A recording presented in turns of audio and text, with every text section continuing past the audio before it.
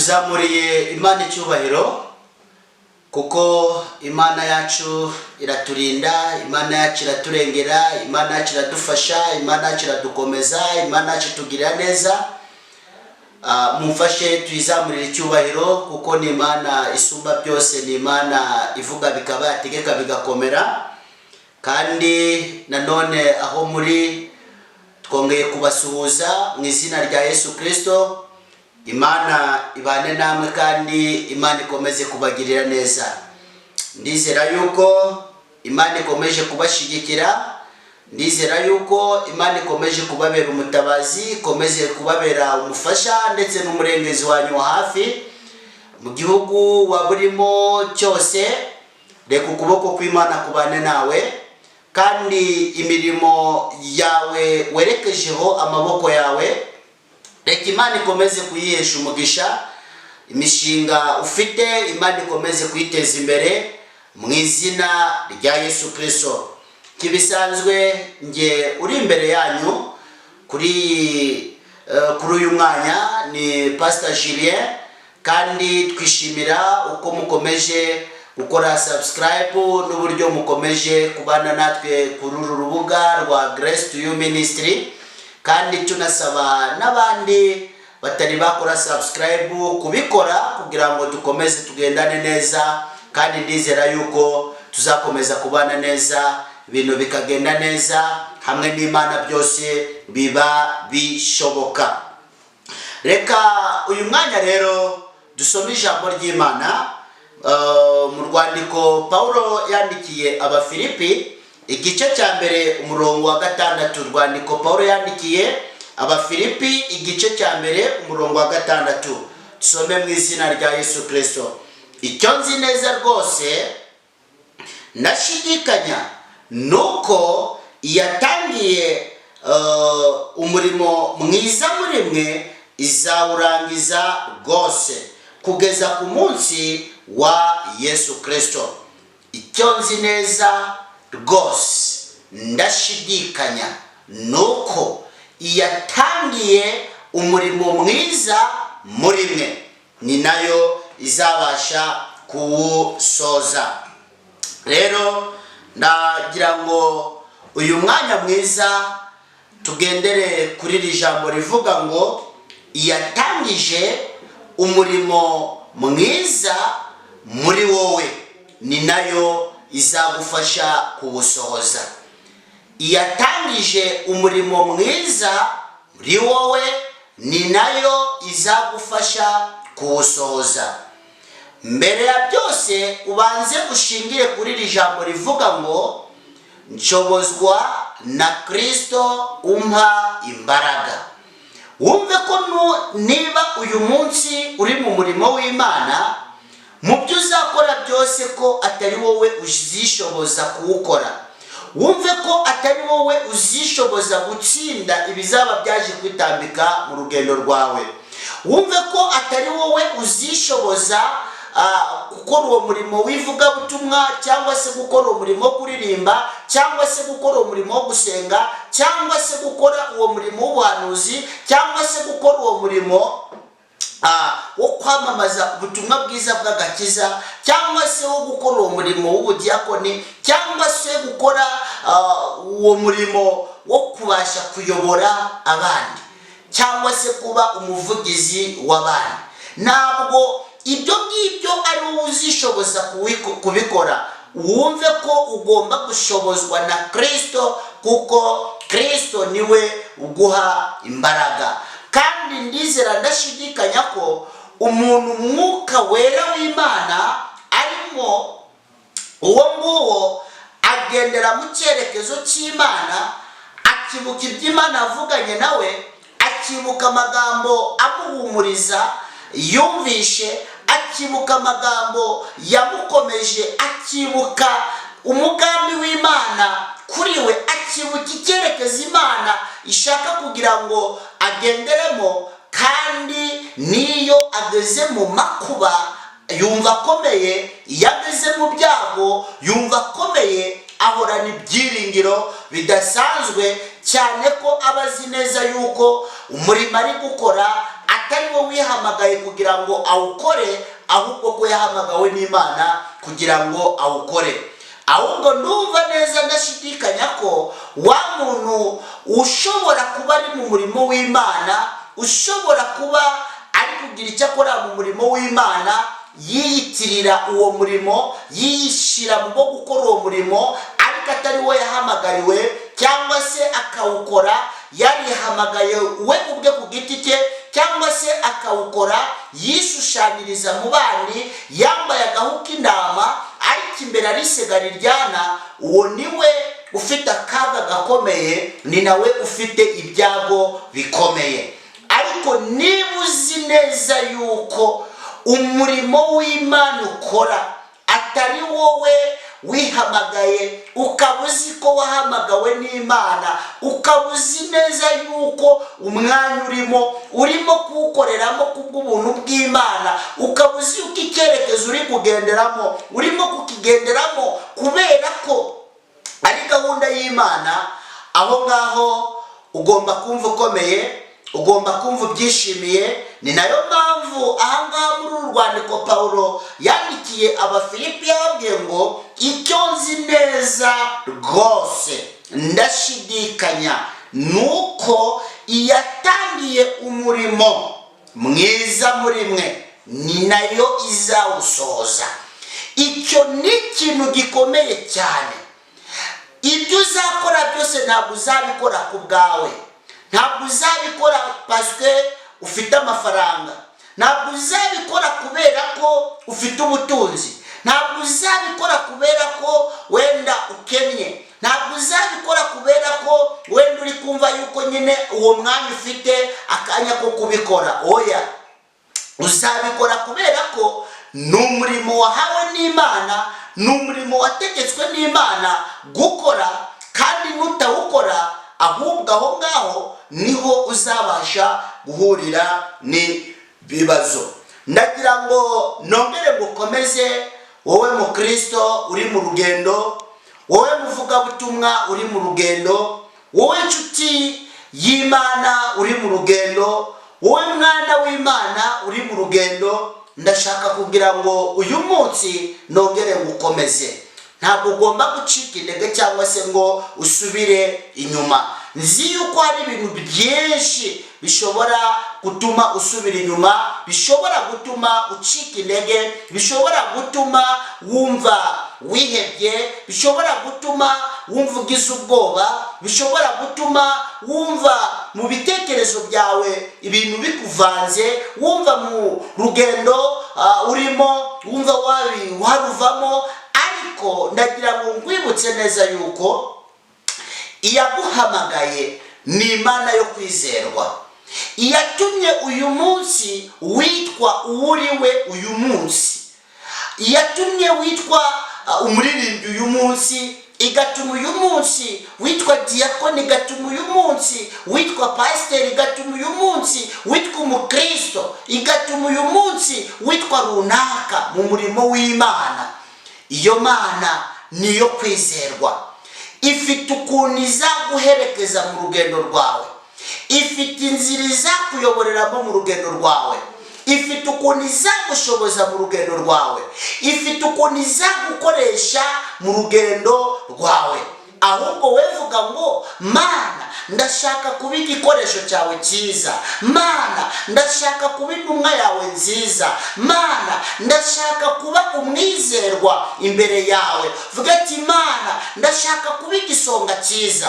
Nubivuga uri umugabo ushima Imana, ukabivuga uri umusore ushima Imana, ukabivuga uri umukobwa ushima Imana, ukabivuga uri umugore ushima Imana, ukabivuga nk'umukozi w'Imana, Imana izakumva, izakwishimira, kandi izishimira kubana nawe, izishimira kugendana nawe. Nzi neza yuko iburyo bwawe hari ibintu byo kugusubiza inyuma mu murimo w'ivugabutumwa ugenda ukora, hari ibintu byo kuguca intege mu murimo w'Imana ugenda ukora, hari ibintu sitaza byinshi, hari ba magambo, hari ba kazarusenya, hari ibicantege biza mu buryo butandukanye. Ubukene bwaza ari igicantege, indwara zikaza ari ibicantege, ndetse n'inyigisho zadutse muri iyi minsi ya none nazo zigashobora kuba zaza ari igicantege, ndetse n'inzara ubwayo ishobora kuza ari igicantege kuri wowe, ishaka kukwereka yuko wahisemo nabi, kandi Satani akanakwereka yuko wenda n'Imana itari kumwe nawe, wenda ko urugendo rwawe uzarusoza nabi. Ibyo byose nubwo bishobora kubaho, ndetse n'abantu ubwabo bashobora kuba igicantege kuri wowe, babandi wari wizeye yuko bagendana nawe, wenda se bakagutiza umurindi, bakagutiza umwete kugira ngo mukore umurimo w'Imana neza, ukabona nabo ejo bakuvuyeho, ukabona umunsi bakuvuyeho, ukabona mu by'ukuri bitandukanije nawe. Ibyo byose ni ibintu bishobora kubaho. Nawe ubwawe ushobora kwibera ikibazo, umubiri wawe ukakubera ikigeragezo, nk'uko n'ibikuzengurutse bishobora kukubera igisitaza kidasanzwe mu buzima bwawe, mu murimo w'Imana urimo gukora. Bo mu rugo rwawe bashobora kukubera igisitaza, uwo watekerezaga ko ari inshuti ashobora kukubera igisitaza, uwo watekereza ko ari we ugomba kuba yagukomeza ashobora kukubera igisitaza, kandi uri mu murimo w'Imana. Indwara zishobora kuza ari igisitaza kuri wowe, ariko nugera muri ibyo byose, nubona ibyo byose biri kuba, uzavuge ngo mu by'ukuri Imana yatangije umurimo muri wowe, Imana yaguhamagaye ni Imana yo kwizerwa, kandi ko izabasha gukora imirimo ikomeye, hanyuma ukaba wo kuyishima, ukaba wo kuyisingiza, izina ry'Imana rigahabwa icyubahiro. So mu bibazo, mu byago no mu makuba, jya ukomeza kuvuga ati Imana yanjye iracyariho, umurengezi wanjye aracyariho, aracyakora.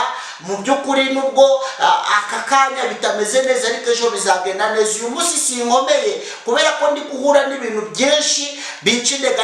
Abatubanjirije mu gukora umurimo w'Imana, Imana ikabahamagara, Imana ikabasha kuba yabana nabo, ikabasha kuba yagendana nabo. Turebe Aburahamu mu gitabo cy'Itangiriro ibice 12 hera ku murongo wa mbere. Imana yahamagaye Aburahamu, Aburahamu arayumva, maze kuyumva yubaha ibyo Imana imusabye gukora, yemera kuva mu muryango we, yemera kuva aho yari atuye mu ntara ye, mu mugi we, mu giturage yari arimo, yemera kuva mu muryango, atandukana n'ababyeyi biwe, yemera kuva mu masambu y'iwabo, aravuga ati oya, ngwiriye kujya mu cyerekezo cy'Imana. Yizeye Imana, kandi ibyo Imana yamusezeranije byose Imana yarabisoje. Ashima Imana, azamurira Imana icyubahiro. Iyaguhamagaye, iyashyize umurimo muri wowe, iyatumye uyu munsi ugaragara mu murimo w'Imana, yatumye uyu munsi witwa umwana w'Imana.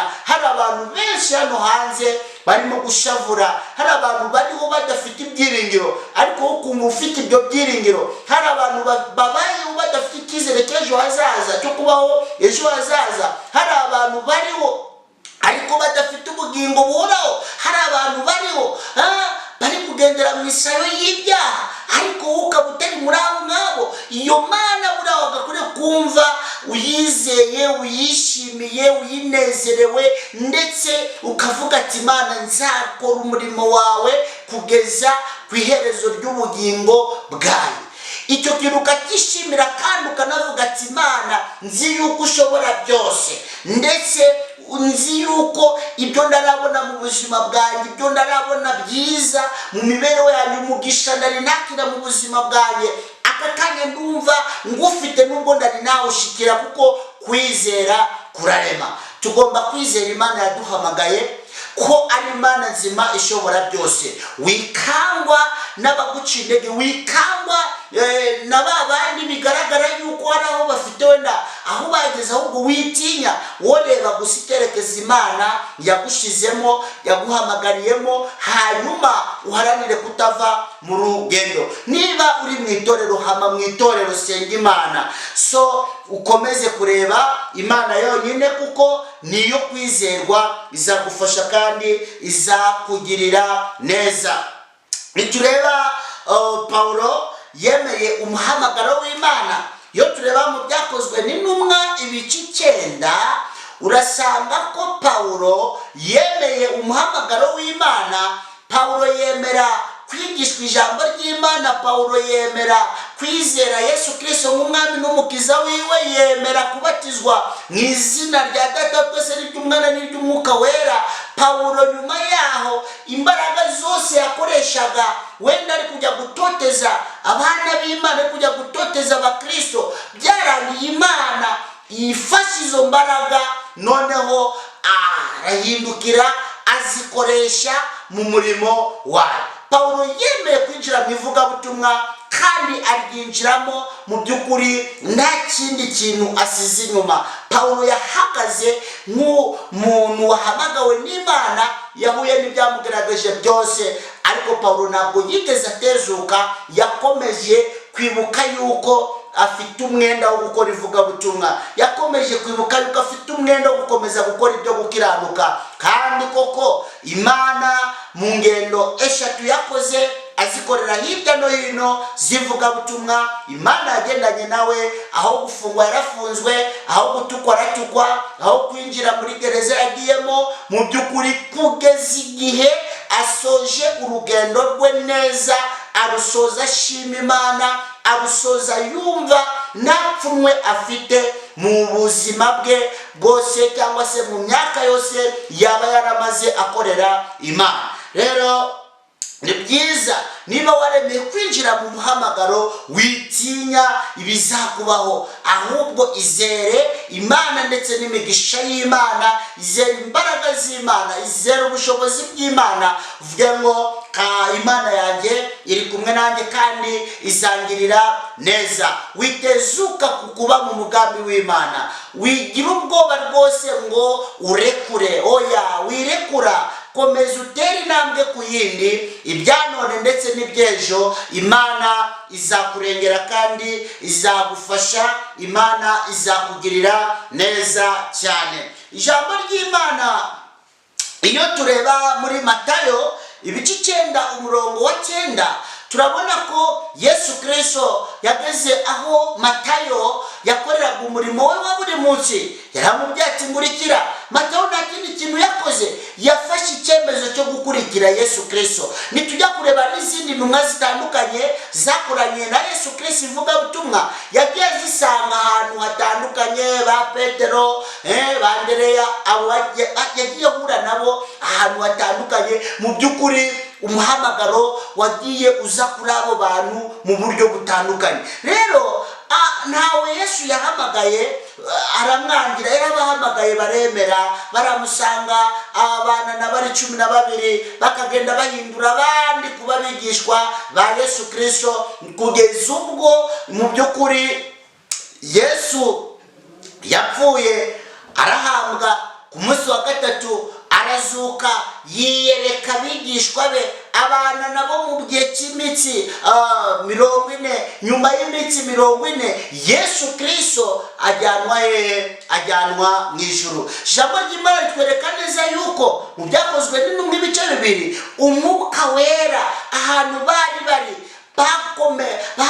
barimo gusenga, ngo bari bahuje umutima, batuje rwose, ngo Umwuka wera w'Imana arabamanukira, batangira kuvuga mu ndimi zitandukanye. Wa Mwuka wera bari barasezeranijwe mu byakozwe n'intumwa igice cya 1 umurongo wa 6, usomye ukakomeza umanuka, urasanga mu by'ukuri Imana yari yarabasezeraniye, Yesu yari yarabasezeranije ko mu by'ukuri bagomba kuzahabwa imbaraga za Mwuka wera. Kandi Umwuka wera koko bamubonye mu by'ukuri bashima Imana, bavuga ubutumwa. Umubare w'abantu benshi uraboneka, 3,000 by'abantu birizera. Kandi icyo gihe abagabo nibo babarwaga, reka tuvuge ngo buriya hari n'abagore benshi cyangwa se igitsina gore nacyo cyizeye Imana. Muri icyo gihe umuhamagaro wabo bawubayemo kandi bawubamo kugeza ndetse n'urupfu ruje,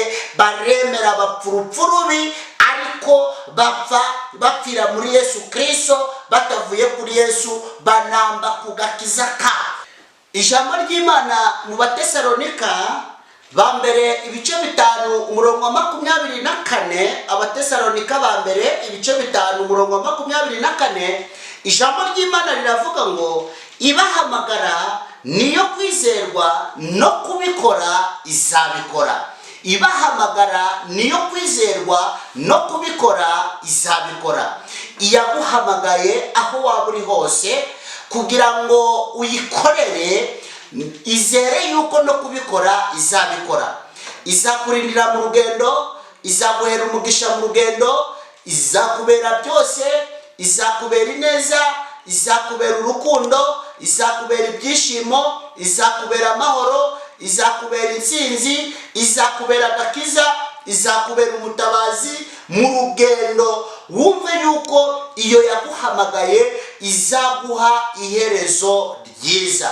Niba wizeye yuko iyo Mana izaguha iherezo ryiza, ugomba guharanira kuba mu murimo wayo ubutatekereza kuwuvamo. Ugomba guharanira kuyisenga ubudasiba amanywa na nijoro. Ugomba guharanira gukomeza gukora ibyo gukiranuka uko buke nuko bwije. Ugomba guharanira gukomeza kuba umwana wayo ubudatekereza kuyizibukira ngo uyitere umugongo. Ugomba guharanira kumenya ikibi ikibukirinda kugikora aho kugaharanira gukora icyiza. Ugomba guharanira kugendana urukundo, ubumwe bw'abana b'Imana. Ugomba guharanira kububamo. Ugomba guharanira ko ubwiza bw'Imana bwakomeza kuba kuri wowe, amavuta y'Imana agakomeza kuba kuri wowe, imbaraga z'Imana zigakomeza kuba kuri wowe. Ugomba guharanira umunsi ku wundi ko ukomeza kuzura umwuka wera w'Imana,